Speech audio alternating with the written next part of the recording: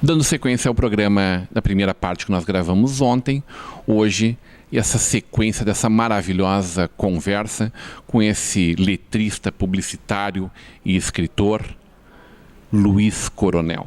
O senhor enxerga os caminhos da vida em versos? Parece que é tudo verso na tua vida. Eu vejo, né? Esse dia eu tomei um grande banho de sol, de chuva no mar, né? Como ver aquilo ali mais do que simplesmente um banho de chuva no mar? É a salinidade do mar em teus lábios e os doces e frios pingos da chuva correndo por teu rosto. E tu lembra outros banhos de chuva no mar em que tu corrias de mãos dadas. E hoje, sobre as nuvens da memória, tu tomas um novo banho de chuva no mar. Quer dizer, esse é o olhar poético. Ontem eu olhava as pandorgas na praia e estava criando um texto sobre as pandorgas. Lembrando que na Ásia colocava-se lamparinas acesas na pandorga para acompanhar a alma dos mortos.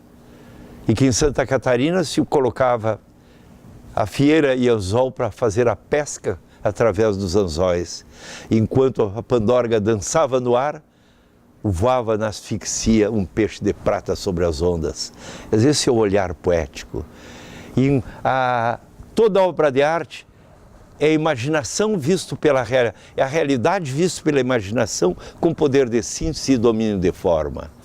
Se tu não tiveres adquirido o domínio de forma, não estás preparado para fazer arte.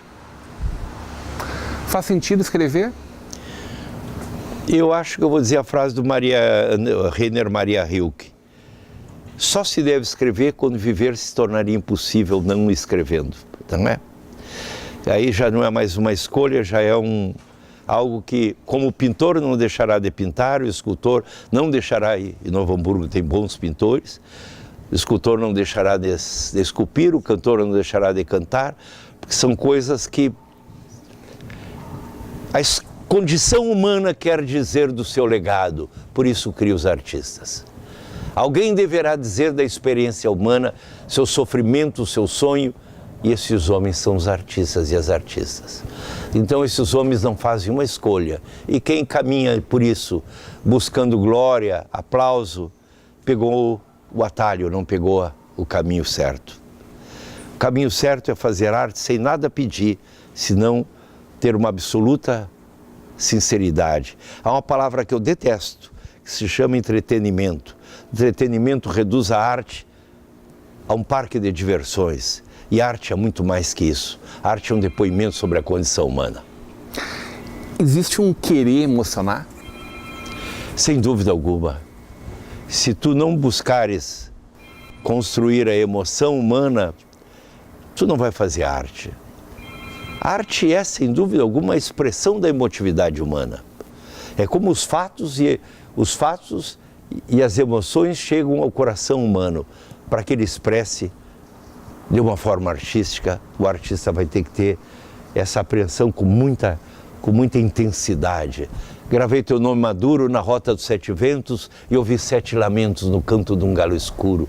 E vi pássaros sangrentos comporem teu nome puro e logo alarem silentos da face morta do muro. Não sei se eu disse muita coisa nesse poema, mas tu sente uma impressão de aflição amorosa. Eu fui buscar em teu corpo amoras recém-colhidas, restou ardendo nos lábios um áspero gosto de vida. Eu sempre pensei teu nome, um veleiro sobre as ondas. Se ouso gritar teu nome, talvez o eco responda. Quer dizer, sem tu ter domínio de forma, tu não vai criar nada disso. Sobre a Revolução Farroupilha, liberdade não se doma, esperança não se encilha, galopa livre meu peito, um coração farroupilha. Tu criaste uma frase que qualquer gaúcho que ouvir vai dizer, tá falando comigo, fui eu que escrevi isso, eu gostaria de ter escrito isso. Quando tu escreves um texto que tenha consistência de densidade humana, quem ouvi-lo vai dizer, fui eu que escrevi. Eu gosto, fui eu, aquele texto do Drummond, eu escrevo um poema para que minha mãe se identifique. Um menino com lembranças muito antigas.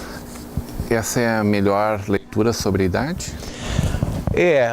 A criança é a verdadeira pátria do homem, a infância é a verdadeira pátria do homem. Ali estão as minhas memórias mais patéticas do menino que não tinha casa para morar, que na terceira casa que ele vai, ele adotam, que é a casa do tio, não gosto muito de falar nisso, já se viu, né? E mexe com tudo em mim. E o tio diz assim, eu pergunto para ele, seu Getúlio mandar que tem que ir embora. E ele passou a mão na minha cabeça e disse, tu é o gurizinho da casa, ninguém te tira daqui. E eu saí correndo pela casa e a avó diz, eu acho que esse guri é meio maluquinho. Eu acho que ela tinha razão. Aquilo foi a paz que precisava? Aquilo foi o início.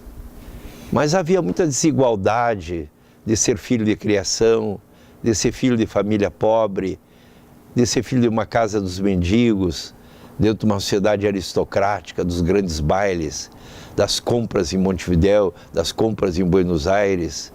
Havia muita desigualdade social e eu era contra essa desigualdade. Eu furava as festas dos ricos e granfinos. Ninguém precisava que me convidasse. E esse guri quem é? Esse guri é o guri do Dr. Djalma.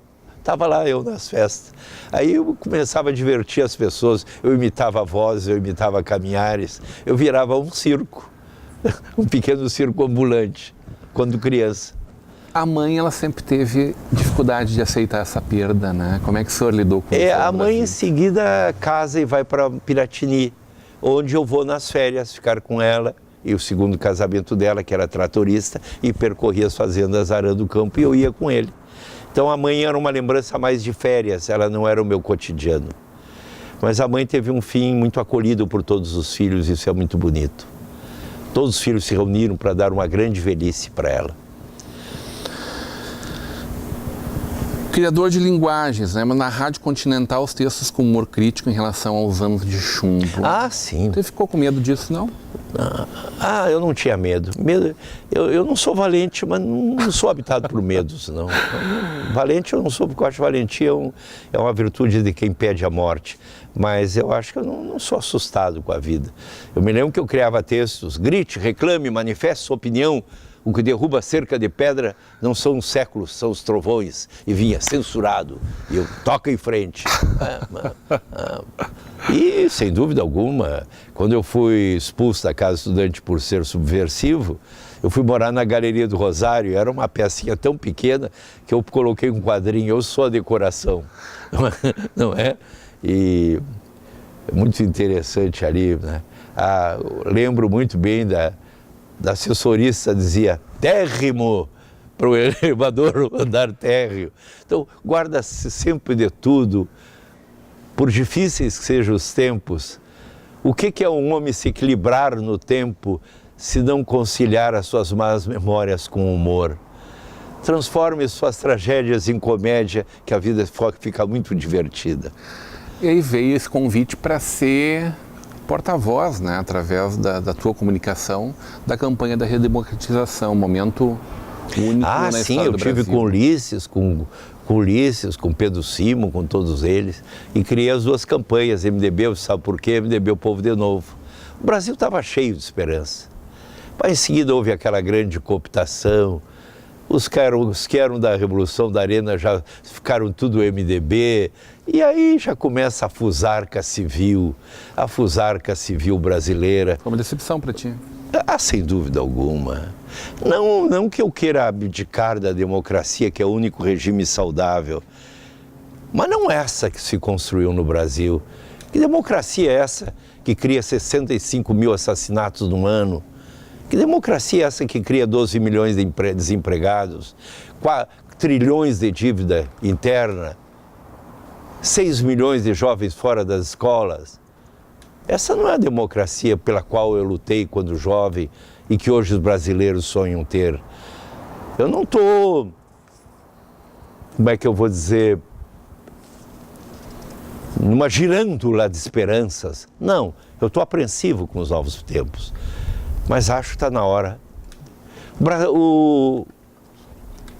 Não sei se ele era nascido em Bagé, Rio Grande, mas o Barão de Itararé dizia assim: o Brasil somos nós, vamos desatar esses nós.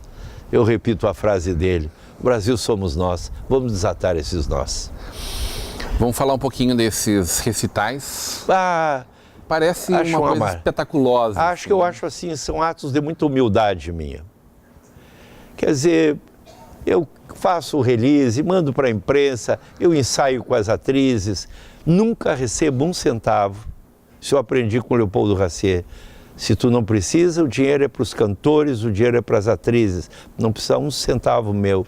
Na própria Revolução Farroupilha, que teria um direito autoral de 35 mil, abdiquei em nome dos atores, em nome das atrizes. Acho que eu não estou fazendo nenhuma generosidade. Eu tenho ganhos de outras fontes, como empresário, como escritor. Acho que quando vou à cena, se eu puder transferir para atores, músicos, cantores, é quase que um dever. É um dever que eu aprendi com Leopoldo Racier.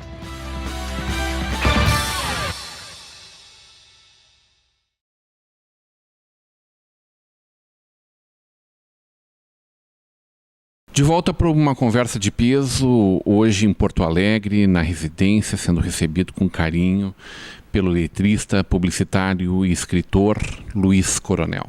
Como é que a propaganda se vale da poesia? Hoje a propaganda está muito desvaída de propaganda. Hoje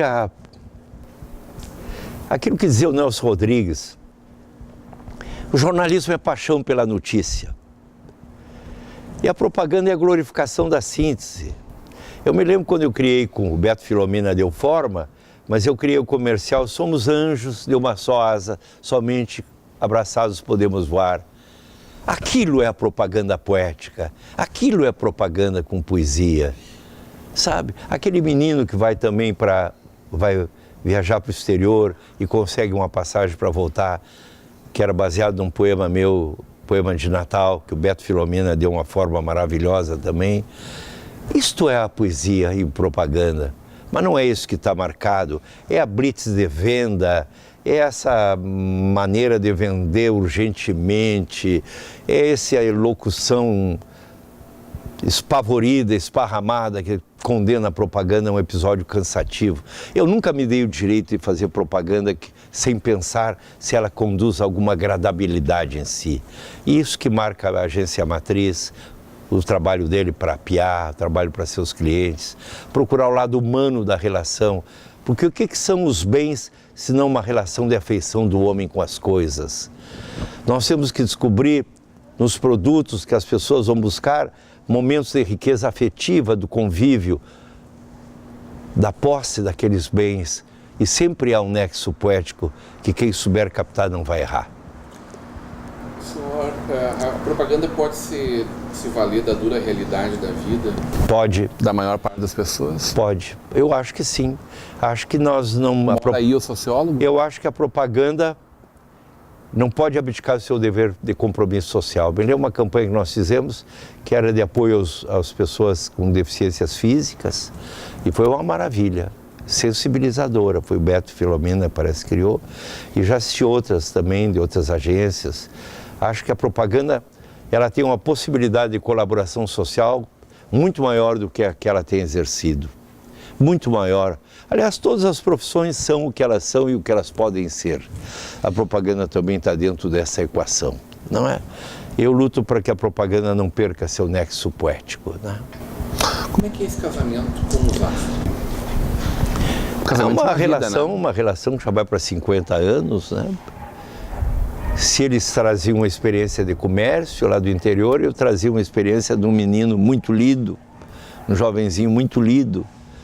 E eles sentiam que nós dois íamos falar, que eu poderia conferir uma linguagem poética para eles, pois era assim que eles se relacionavam com as pessoas.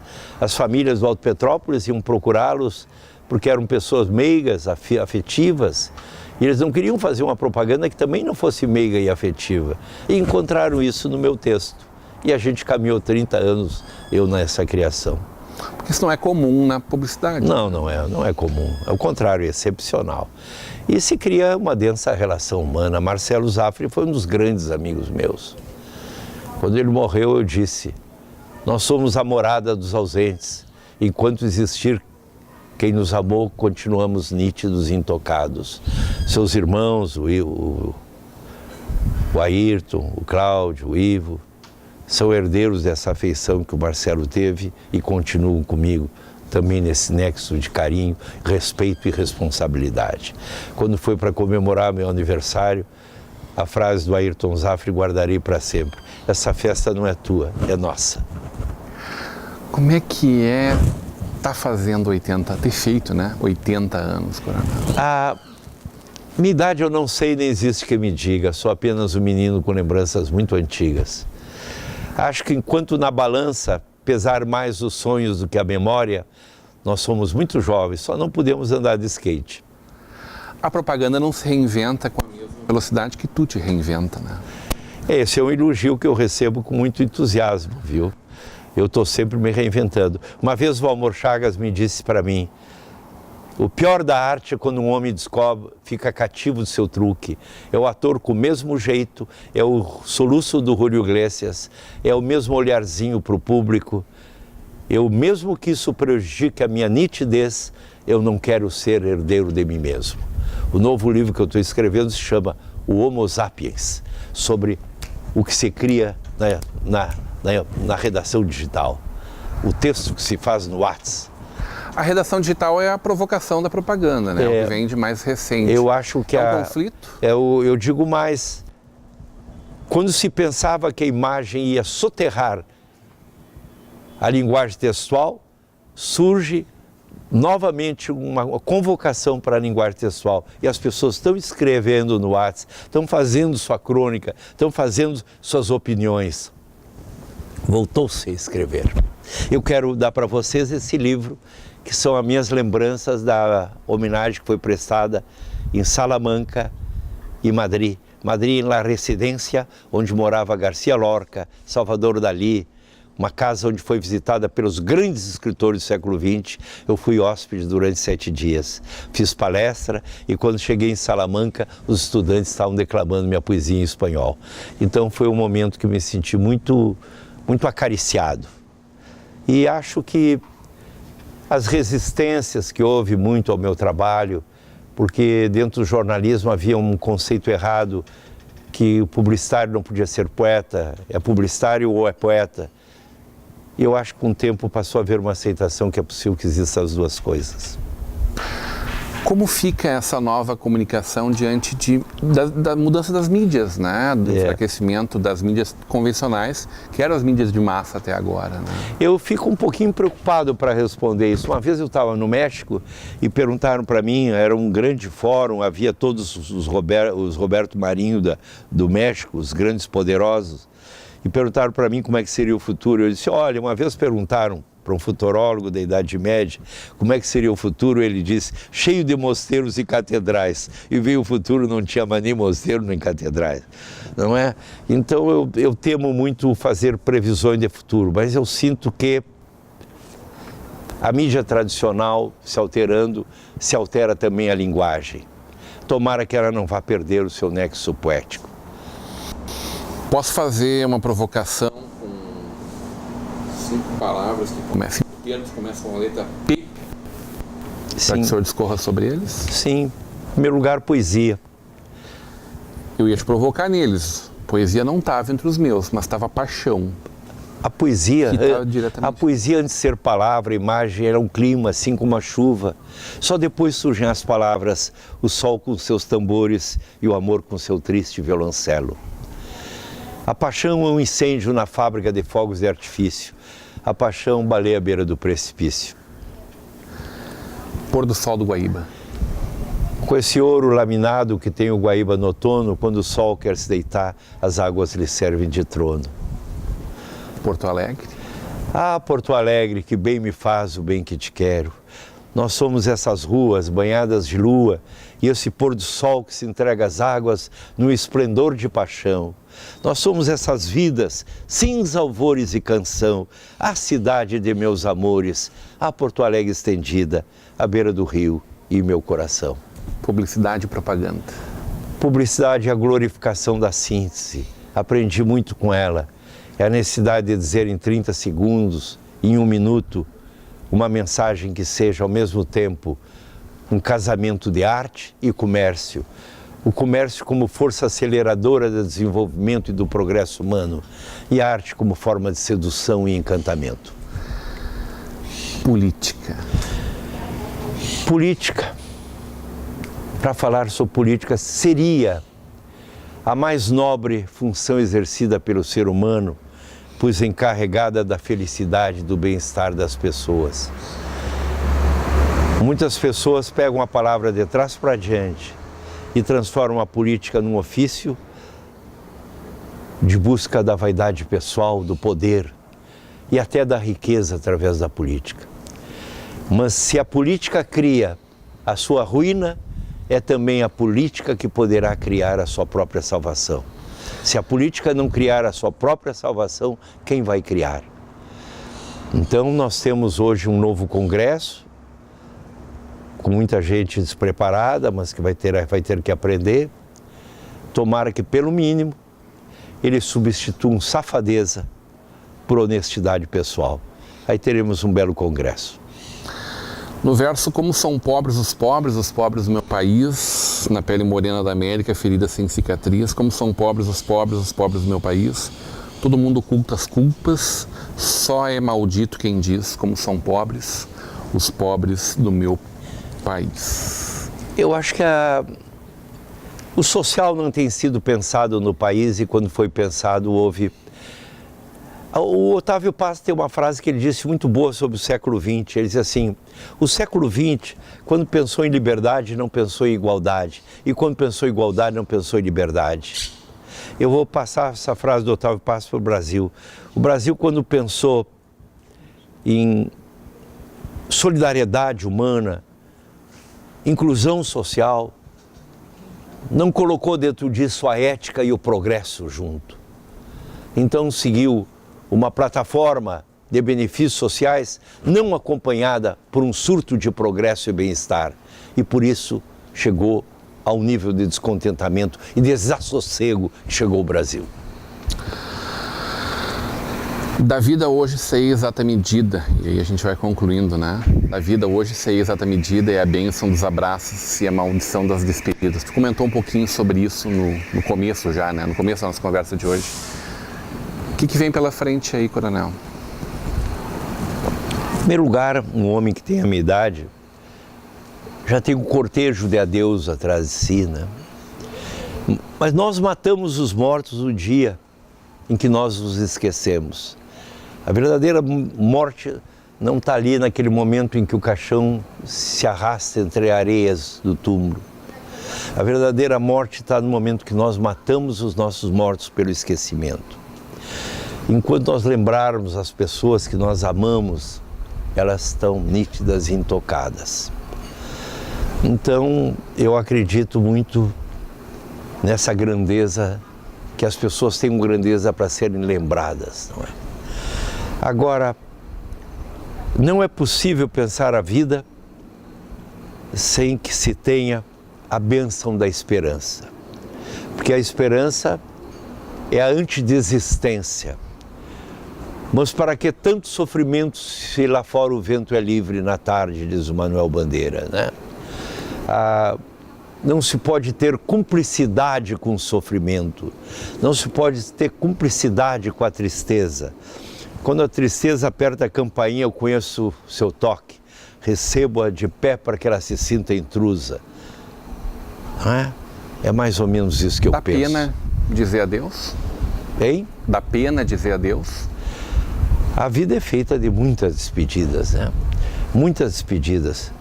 Mas na medida que o barco se distancia no horizonte, fechemos os olhos para não permitir que ele se perca na linha curva do oceano. Afinal, que coronel sou eu e que comando tenho sob minha alma, desguarnecida a cidadela, se dos mosquetões só saltam flores e é um perro de sentinela. Apesar que coronel sou eu, se para minha promoção não sonho ter mais estrelas que as que brilham em meu coração.